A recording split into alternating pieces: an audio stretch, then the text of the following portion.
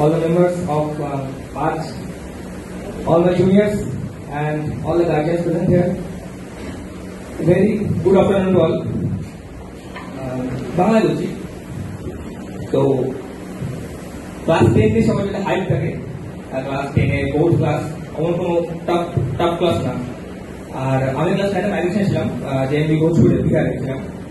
তো আমি ক্লাস 10 এ এখানকার স্টুডেন্টস দেখিনি ওরা কিভাবে প্রিপারেশন করছে বা না করছে, মানে আমার আইডিয়া ছিল না যে ক্লাস 10 কিভাবে প্রিপারেশন করতে হবে। আর ওখানে ক্লাস 10 এর সঙ্গে অত ইন্টারেস্ট ছিল না। তা আসলাম, আজকে ভাবলাম যে হয়ে যাবে, আস্তে আস্তে হয়ে যাবে। তো আমার স্টার্টিং এ 2টা মাস সবাই চায়, মানে সামার ভ্যাকেশন 2টা মাস সবাই চায় যে একটু ভালোভাবে প্রিপারেশন করে আসে, বা মানে প্রায় পুরোটা যতটা সম্ভব সিলেবাস কভার করে আসেন। আমি ওরকম ট্রাই করছিলাম যতটা সম্ভব সিলেবাস আমি কমপ্লিট কভার করে আসছি। আর তারপর যে জার্নিটা আমার ক্লাস 10 এ হয়েছে, প্রত্যেকটা এক্সামে তোরা কম বেশি মার্কস আমার জানিস কিনা, আমার পিডব্লিউডি 1 আসছিল 89%, তারপর পিডব্লিউডি 2 আমার আপে 89, 86, 85, 81% উত্তীর্ণ আসছিল, নাম ছিল মার্কস। তো এই ডাউনফলটা জানি না কেমন ছিল। তো তখন সব টিচার আর কি আমাদের মোটিভেট করছিল যে ট্রাই করতে, যে কোথায় সমস্যা হচ্ছে বা কোথায় মিস্টেক করছি।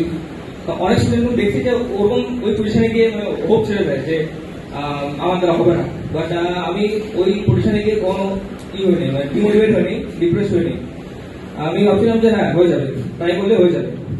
তো ওই ট্রাই করছি, হয়ে গেছে। লাস্ট বোর্ডের আগের 2টা মাস রিপোর্ট টুকটা মোটামুটি ভালো গেছিল। তারপর তো বোর্ডসের আগের 1 মাস একদম লাগাতার এরকম মেহনত করছি, তারপর মোটামুটি একটা রেজাল্ট আসে। আর আজকে এখানে এরকম জায়গায় দাঁড়িয়ে স্পিচ দিতে পেরে আমি খুব খুশি। আর যারা জুনিয়র্স আছে ওদেরকে আমি একটাই কথা বলবো, যারা ক্লাস 10 উঠলো এবার ওদেরকে বলবো যে ক্লাস 10 থেকে অতটা ওরকম ভাবে না যে খুব টাফ ক্লাস, বোর্ড এমন কি হবে না হবে। আমাদেরকে একটাই কথা বলবো যে it's never about end result, it is always about journey. তো জার্নিটাকে ভালো করার চেষ্টা কর, প্রত্যেকটা মুভমেন্ট এনজয় করার চেষ্টা কর, আমাদের সঙ্গে পড়াশোনা করতে থাক। Thank you.